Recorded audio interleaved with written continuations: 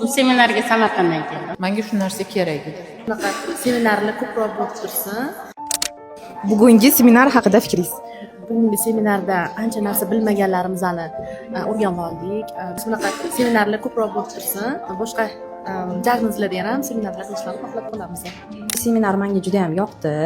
Poetapni hammasini bekitmasdan, ochiqchasiga bolalarga manfaatli bo'lishi uchun, o'zlarida qo'llagan narsalari yaxshi natija olganlari uchun biz bilan bo'lishayotganlaridan juda ham xursand bo'ldim. Seminar haqida fikrim juda yaxshi. Yengilliklar chiqib ketibdi. Yangi texnologiyalar o'shalar asosida ko'p narsa o'rgandim. Menga juda ham yoqdi. Rahmat. Agar bundan keyin yana seminar o'tkazadigan bo'lsalar, xudo xolasa kelaman. Bilganlarimizni yengiladik, bilmagan ko'p narsalar o'rgandik.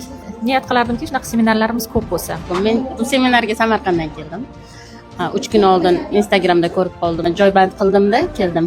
Mana hozir shuncha masofadan kelib, mana shu seminarga qatnashayotganimga afsuslanmayman. Juda ham xursandman. Seminarimiz zo'r o'tyapti. Rejalashtirilgan, har taraflama qulayliklar yaratilgan ishtirokchilar uchun.